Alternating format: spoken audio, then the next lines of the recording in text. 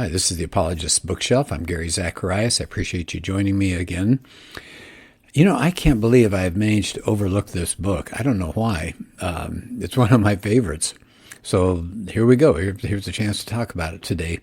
It's Greg Koukl's book called Tactics, and I'm going to go through the updated and expanded version. It's the 10th anniversary edition.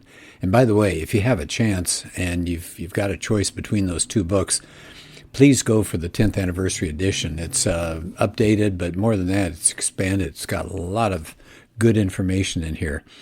Sean McDowell gives it a thumbs up. Frank Turek says, I wish I knew these tactics 20 years ago. Gary Habermas says it's required read. It's just delightful, and it's entertaining and a great resource. J.P. Moreland, the authoritative treatment on how to employ strategies in conversations with unbelievers.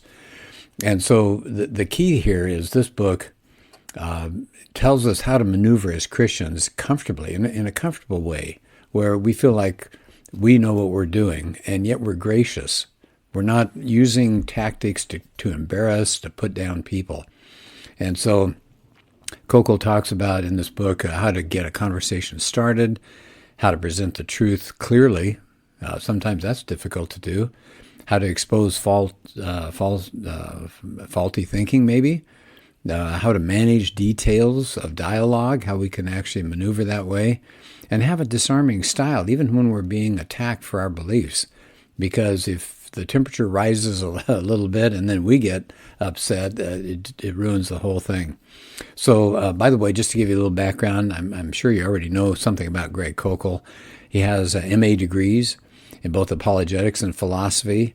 He's spoken on more than 80 university campuses, which I think is really a daredevil thing to do these days because so many hostile people are out there. But he's hosted his own talk show for over 30 years. His organization is called Stand to Reason. He's the founder. He's the president. He's also an adjunct professor of Christian apologetics at Biola. And I'll tell you, if you go to his website, str.org, there is a wealth of information there that I know you'll get something out of. He's got some good people that have come alongside of him. And so let's just kind of start in at the beginning because there's so much good stuff in here. But he talks about, chapter 1 is called Diplomacy or D-Day.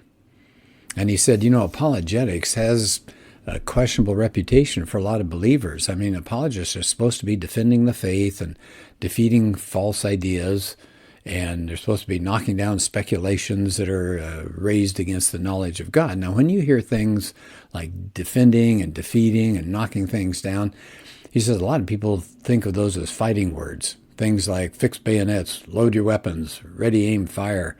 And so a lot of people think of apologetics with conflict. It's fighting. And he said, here's another barrier. It's too easy for skeptics to ignore facts or just to deny the claims or just to walk away. He says, but sometimes those people don't walk away. They stand and they fight. And all of a sudden, we're in the middle of a bunch of objections. We're being hit with a barrage of objections that we can't handle. And he says, one of the first rules of engagement is don't make a frontal assault on a superior force. So he said sometimes we get caught off balance and we're hammered for some of our beliefs and we scoot out of there, maybe for good. But he said, there's a more excellent way. He said, Jesus said that when you find yourself as a sheep among wolves, be innocent, but be shrewd.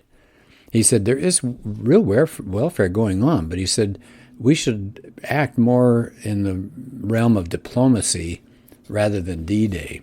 And so he says this book is going to try to teach people how to be diplomatic, how to navigate smoothly through all sorts of tough encounters. He calls it the ambassador model. And he said that approach is more like friendly curiosity, kind of relaxed diplomacy than confrontation. He says his job is to try to teach the reader how to navigate in conversation so that the reader stays in control, the Christian talking to somebody else, in a good way, to be in control, not mean-spirited, even though we may have limited knowledge. So he said, you might even be a brand new Christian. He said, it doesn't matter. I'm going to introduce, he says, to all of us a handful of effective maneuvers, he calls them tactics, to keep us in the driver's seat. And then he gives an example in the first chapter about a waitress I think it was a waitress. No, it was a store. Okay, he was on vacation. They went into a store, and this woman had a pentagram. A woman who worked there had a pentagram, 5-pointed star, dangling from her neck. And so I will skip the whole story here, but it's actually interesting to see how Greg Koukl works himself in a situation like this. And I think what I'll do is I'll skip past that. It's really interesting how he asks questions and all, and how he kind of finds that she's gotten herself tangled up in some of her ideas. And he said, I want you to notice something about the short encounter. He said there was no tension there. There's no anxiety. There's no awkwardness. But he said, I was in the driver's seat of the conversation the whole time. He said, I asked specific questions. He said, I noticed the inconsistent nature of her views, and he challenged her gently in that way. And said, notice that the woman that he was talking to ended up having to do most of the work. So that's the approach that he wants us to take. And again, you could read that for yourself. It's an interesting story. He said, when we represent Christ, whatever the era is, we need 3 skills. We need knowledge, right? You have to know what is the message of Christ. But he said it's not enough just to have an informed mind. Then we need wisdom. So what does that do? Well, that makes the message clear and persuasive. So you got to be a diplomat. You have to use some skill there. And finally, character. So you have knowledge, wisdom, and character. He said character, he said, you need to embody the virtues of the person that you're serving. So he said those 3 skills play a huge part in any encounter that we have with a non-believer if we want to be effective. So he said our strategy should be aimed at 2 areas. One is offensive apologetics. No, that doesn't mean to be offensive. Well, he said you want to make a positive case for Christianity by offering some reasons. Things like, why do we think God exists? Why do we trust in the resurrection of Christ? Why do we believe in the reliability of the Bible? And he said there's a second area called defensive apologetics, and that's when somebody creates a challenge to either disprove or undermine Christianity to respond to those attacks. And he said things like, the Bible's just written by people, or it's full of contradictions, or how could you believe in a God that allows so much evil, and things like that. So can you see those 2 areas that we have to work on? So he said tactics. He said what we're talking about with tactics here is to focus on the situation at hand, right? So it requires, he said, this is a good point, I like this. He said it requires as much careful listening as thoughtful response. Boy, isn't that the truth? And he said tactics are really not manipulative tricks at all. They're not clever ploys to try to embarrass other people and to make them slink off. They're not trying to belittle or humiliate people. So he said, I'm just telling you this because he said tactics are powerful and they can be abused. You can make somebody look pretty silly. So he said, keep in mind, he said in the book, he's got a lot of illustrations, accounts of real conversations that he's had. And he said, in some cases, when you hear what I've got to say, it makes me sound more aggressive than I was in real life. He said, I never intend to be abrasive or abusive or try to demean another person. So he said, here, something to keep in mind, and I've seen this happen so many times. He said, keep in mind, learned and intelligent people who come out against you, they're smarter than you are, and they're going to put you down. He said all sorts of academics and professionals. He said they often make foolish and fundamental mistakes in thinking when it comes to spiritual things. Koukl says that came as a surprise to him at first, but he's seen it over and over. And I would say that is so true. We don't need to, this is just me talking, but we don't need to be worried about people with degrees after their name or high positions in a job structure someplace, because they often don't really know what it is they're talking about when it comes to spiritual issues. They haven't really read the Bible. They haven't really looked at manuscripts. They haven't discussed all sorts of things in science dealing with religion and all. So we don't need to worry about that. He said, so don't be frightened, he said, of the facts or the adversaries. He said, take your time, do your homework, just think through the issues. He said, if Christianity is true, so then no matter how convincing the other side sounds at first, there's going to be a problem there. Maybe a mistake in thinking or an unjustified conclusion. He said, keep looking for it. Sooner or later, it's going to show up. So that's the first word of encouragement. Don't be frightened by the people you're up against. Here's a second word. He says, you can do this. He said, I'll show you how. I'll guide you step by step through a game plan. He said, it's an art to the process. He said, learning any craft takes time. It takes a little effort. So I think that's good. A little bit of a warning there that you're not going to get it immediately and do a wonderful job. But he said, if you're an attentive student, in a very short time, you develop the art of staying in the driver's seat and steering the conversation when you're talking with other people. So at the end of the chapter, that's the end of chapter 1, I like it. He has what we learned in this chapter. And so I don't know if I need to spend much time on that, but he just talked about the value of tactics, helping you maneuver, and he defined tactics, and he talked about the dangers of using tactics or not to manipulate people. So I thought that was a really nice opener. Chapter 2, I think I'm going to go ahead and do that one. He says, just watch out. He says, squabbling, by the way, chapter 2 is titled Reservations. He said, just be careful. He said, squabbling and bickering and quarreling are not really attractive, and they just don't produce anything particularly good. So he said, if anyone in the discussion gets mad, you lose. Yeah, I think that's true. He said, people who get mad get defensive, and then they don't think very well. And he said they're interested in defending their own turf. And they don't think about what the other person has said. And he said, Paul, in 2 Timothy 2, tells us that we're the Lord's representatives. We can't be the people that go looking for a fight. We're supposed to be kind and patient and gentle. So he said, if one person is right, the other one who disagrees is wrong, and that sounds judgmental, doesn't it? Well, we don't want to be that today. It smacks of narrow-mindedness, arrogance. He said, that's too bad. But he said, I want to tell you that contending in a principled way for something that really matters is actually a good thing. So he said, imagine if you lived in a world where you couldn't distinguish between truth and error. You couldn't tell food from poison, couldn't tell friend from foe, good from bad, right from wrong. What would that be like? He said, that'd be a dangerous place. You wouldn't survive long. So he said, we have to use our minds properly as God intended. Right? If we don't, the Bible will be of no use to guard us from falsehood and protect us from evil. Jesus said we're supposed to love the Lord your God with your heart, your soul, your mind, and your strength. And he said loving God with the mind is not passive. It's not enough to have these flowery, happy, warm religious thoughts. We're supposed to come to conclusions about God and his world based on careful thought and observation and revelation. So he said, what do we use that helps us separate fact from fiction in the world? It's reason, the ability to use our mind. Rationality, he says, is a tool God's given to us to acquire knowledge.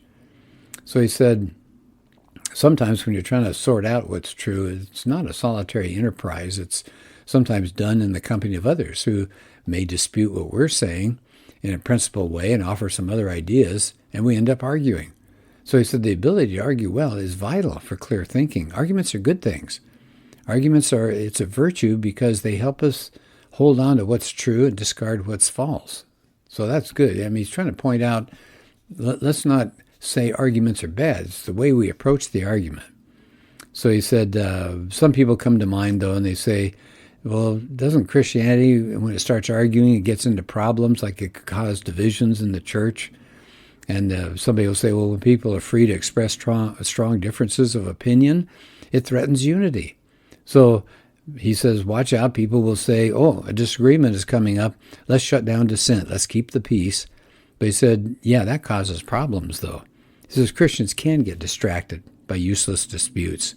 Paul warns about that in 2 Timothy 2. Watch out for wrangling about words and quarreling about just foolish speculations. But he commands us to be diligent and to be workmen and to handle the word of truth accurately. That's 2 Timothy 2 as well. So Koukl says to be of one mind biblically doesn't mean we all have to share the same opinion. We still have warm fellowship based on our communion with Christ, even if we have differences. He says there's another reason why Christians tend to resist arguments. Some believers take any opposition as hostility if their view is being challenged. And he said, well, that's a dangerous attitude. The minute one person is labeled mean-spirited, then debate is silenced. He said Christians shouldn't deal with dissent this way. We ought to learn how to argue in a principled fashion. So arguing is not screaming and yelling and name-calling, right? He says we ought to learn how to argue in a principled way, argue fairly, reasonably, and graciously. I mean, honest to goodness, I've heard Koukl more than once on his show say, I could be wrong.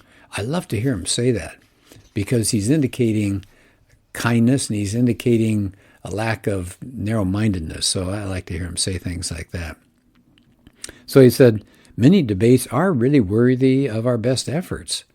Paul told Timothy, retain the standard of sound words and guard the treasure which has been entrusted to you. That's in 2 Timothy 1. So he said, here's another question that comes up. Do arguments work? The simple answer, he says, is yes, but it needs explanation. See, some people think, well, if you're using reason, that's not spiritual. They'll say, you can't argue somebody in the kingdom. Only the Spirit can change a rebel's heart. And he said, well, that's true as far as it goes. But think about in Acts 17, he says, look what happened there. It says, Paul went to these people in the city, and for 3 Sabbaths he reasoned with them. He explained, he gave evidence about Christ's death and resurrection, and some of them were persuaded. So can you argue people into the kingdom? Oh, yeah, you can. It happens all the time. But he said when arguments are effective, they're not working in a vacuum. He said you can't love someone in the kingdom. It can't be done. Neither is a simple gospel by itself adequate to do that job.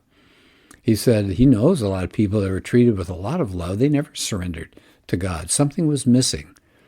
So he said, we've got to do a better job of this. He said, God told us to reason together. That was in Isaiah 1. He said, he thinks of it this way. Our job is actually easier than we think as ambassadors. We can be confident every time we engage somebody, we have an ally.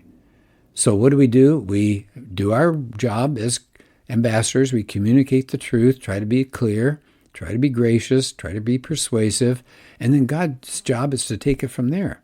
So we may plant a seed, we may water saplings, but God causes the growth from our efforts. That's 1 Corinthians 3.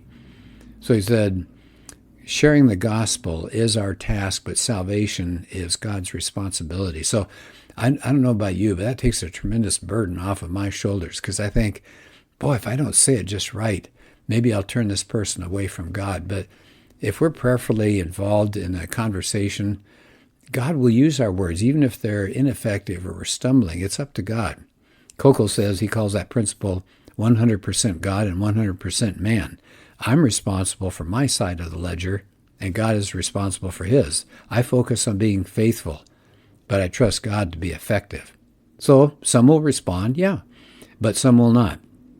And Koukl says the results are his concern, not mine. He said that's been such a tremendous thing to take that burden from his shoulders. And then Koukl says something kind of interesting. It's a section here in chapter 2. He calls it a modest goal. He said, it may surprise you to hear this. I don't set out to convert anyone. He said, I have a more modest goal. All I want to do is put a stone in someone's shoe. Just give them something interesting to think about. I thought that was really good. He said, we need to be gardeners, right? They're harvesters and they're gardeners. And most of us are gardeners. We just work and we till the ground and maybe somebody else comes along and harvests it, but all we have to do is just be faithful. That's what God wants us to do. So he said, the harvesting is easy when the fruit is ripe.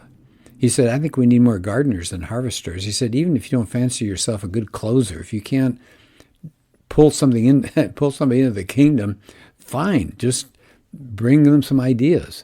So he said, in most situations when you talk to people, the fruit is not ripe. The non-believer just isn't ready. They're just maybe beginning to consider Christianity. So they may hear you have a message that they just don't understand. So he said, think of your own journey. You probably didn't go from a standstill to total commitment just like that. God dealt with you over time. So I think that's really important. And that's the end of this second chapter here. But I like toward the end here, he says, I encourage you to consider the strategy I use when God opens a door of opportunity for me. I pray quickly for reason, then ask myself, what one thing can I say in this circumstance? What one question can I ask? What single idea can I offer that will get the other person thinking? Then I simply try to put a stone in the person's shoe. So there's the message, I think. We need to be good gardeners and then trust that God will bring in the harvest in his time. So they're the first 2 chapters of Koukl's book, Tactics. If you don't have it, this is one of the ones that you really need to have on your bookshelf. It's so practical. It's so comforting to know there are ways that we can deal in conversations. It'll keep us from being off balance, and we'll gain so much confidence. So Greg Koukl's book, Tactics, I would go for that 10th anniversary edition. Well, thank you very much, and have a good rest of your day.